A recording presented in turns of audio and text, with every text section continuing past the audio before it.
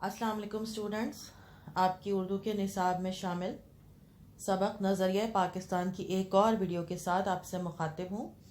पिछली वीडियो में मैंने इस सबक की बुलंद ख्वानी और वजाहत की थी और इस वीडियो में मैं आपको इसके सवाल जवाब करवाऊँगी। इसके सवालों के जवाब लफ्ज़ ब लफ्ज़ किताब से नहीं लिए हैं मैंने, बल्कि कुछ अल्फाज किताब से और कुछ अपने अल्फाज में मैंने करके इनके जवाब बनाए हैं। तो इनको वीडियो को आप ध्यान से सुनेंगे तो आप कॉपी में ये काम कर सकेंगे बेटा। पहला सवाल है इसका, सफ़ा नंबर 46 पर ये सवाल दिए गए हैं। पहला सवाल है, नज़रिया पाकिस्तान का मफ़हूम मुख्तसरन बयान कीजिए। नज़रिया पाकिस्तान का मफ़हूम मतलब बयान करना है कि नज़रिया पाकिस्तान आखिर क्या था, मकसद क्या था पाकिस्तान को बनाने का।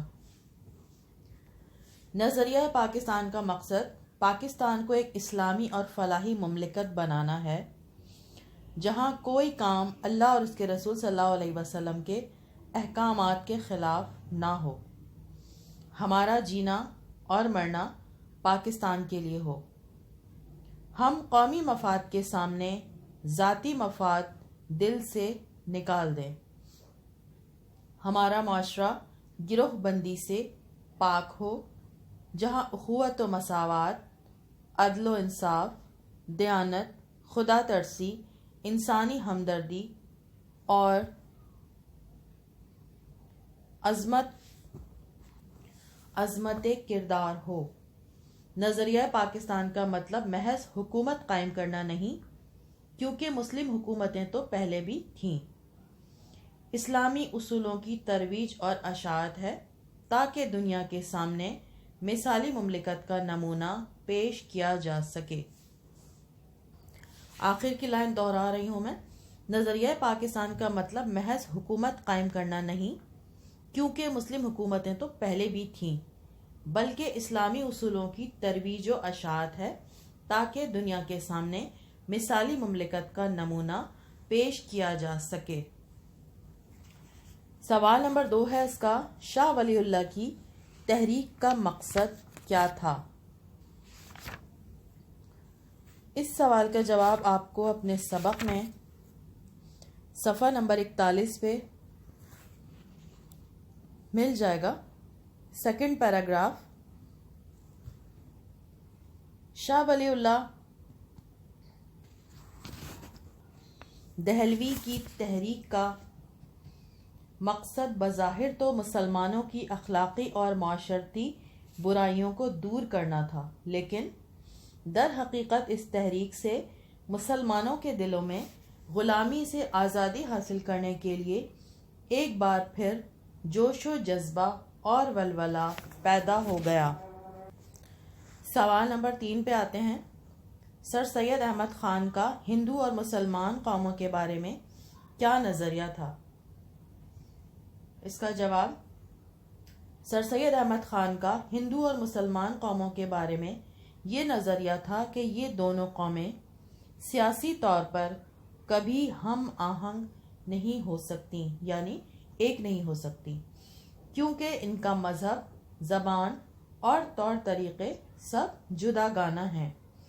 इसीलिए उन्होंने मुसलमानों को हिंदू कौम की सियासत से अलहदा करने की कोशिश की थी और फिर उनका यही नज़रिया आगे चलकर दो कौमी नज़रिए के तौर पर सामने आया। सवाल नंबर 4 पे आते हैं। कांग्रेस का असल मकसद क्या था और मुस्लिम लीग का क़याम क्यों अमल में आया। इसके जवाब के लिए आपकी किताब का सफ़ा नंबर 41,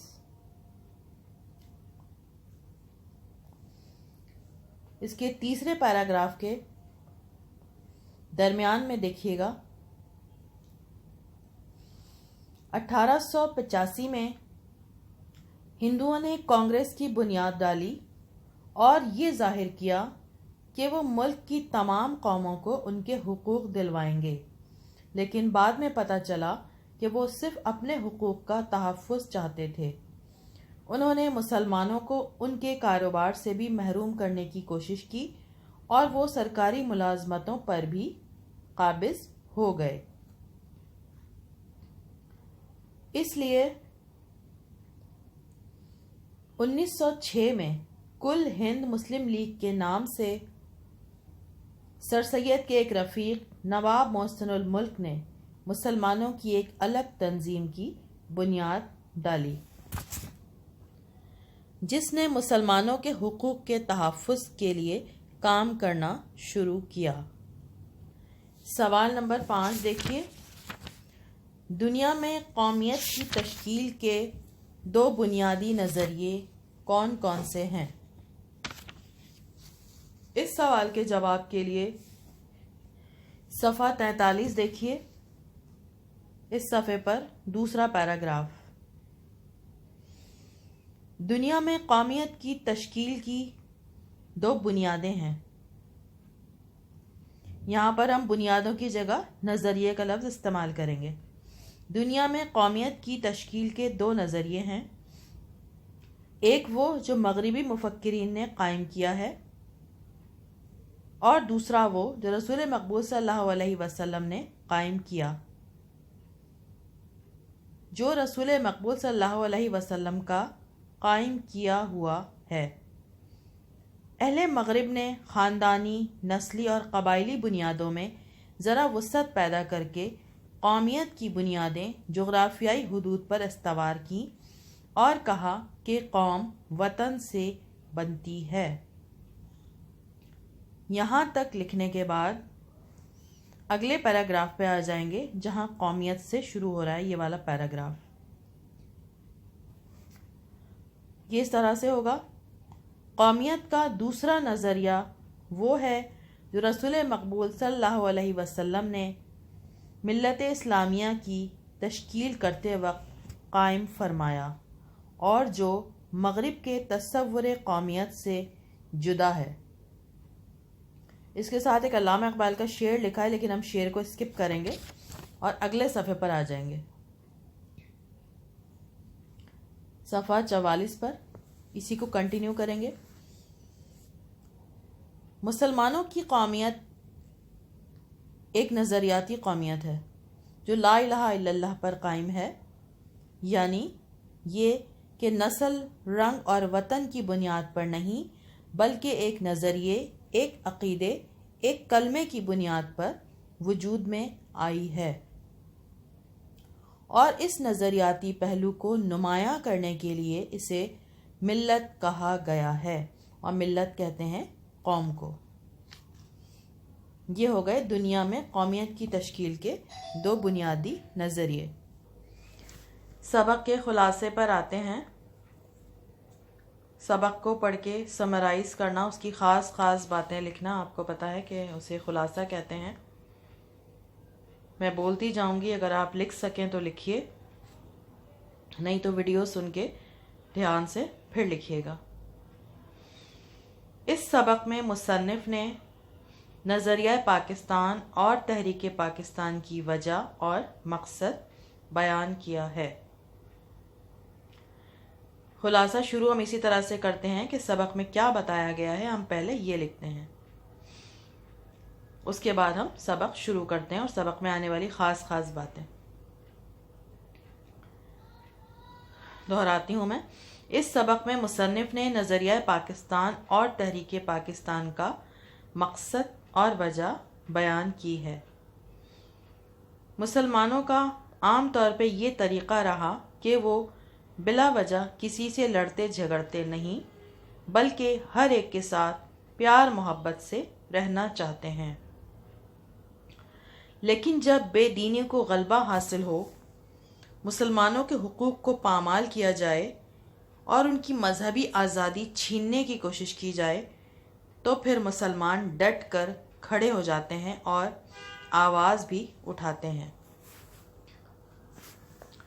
اکبر بادشاہ حالانکہ مسلمان بادشاہ تھا، لیکن جب اس کے زمانے میں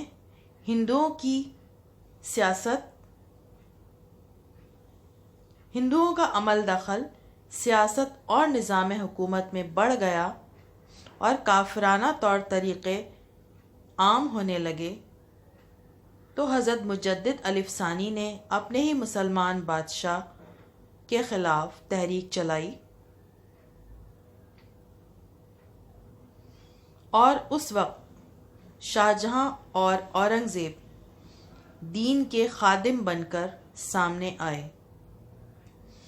اسی طرح جب اورنگزیب کے بیٹوں میں نفاق کی وجہ سے، نفاق کہتے ہیں پھوٹ پڑنے کو، نفاق کی وجہ سے مغلیہ سلطنت کو زوال ہوا، ہندوؤں اور مرہٹوں نے سر اٹھایا اور انگریزوں نے قدم جمائے، تو حیدر علی اور ٹیپو سلطان نے ڈٹ کر مقابلہ کیا،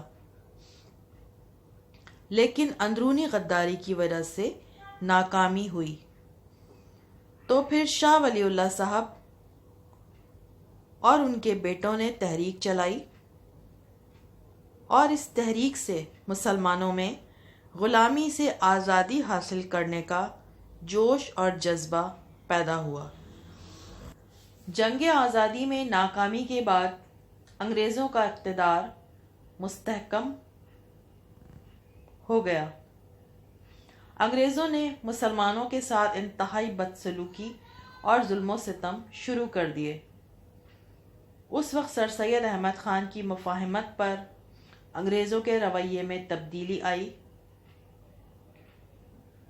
مفاہمت کہتے ہیں صلح صفائی کو۔ سر سید احمد خان نے ان سے بات چیت کی تو انگریزوں نے اپنا رویہ مسلمانوں کے ساتھ تبدیل کیا۔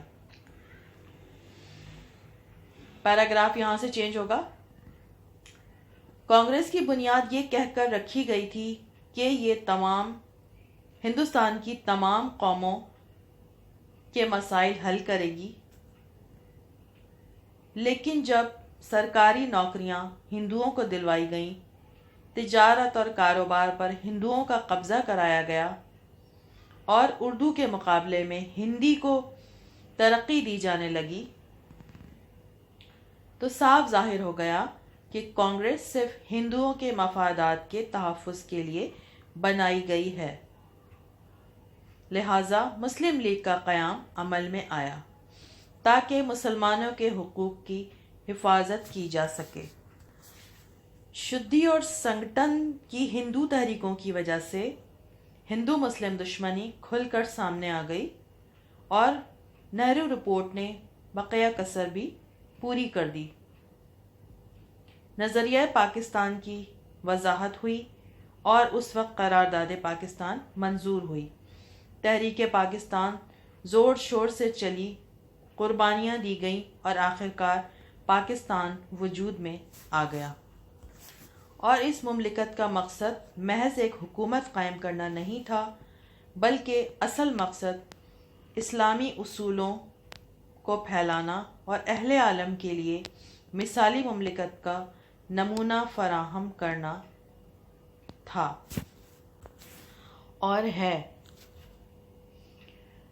ہماری تمام قوتیں اور صلاحیتیں پاکستان کو توانا، مستحکم اور پرعظمت بنانے کے لیے صرف ہوں، جبھی ہم کامیاب ہوں گے۔ مجھے امید ہے کہ اب آپ سبق کا خلاصہ آسانی کے ساتھ لکھ سکیں گے۔ اللہ حافظ۔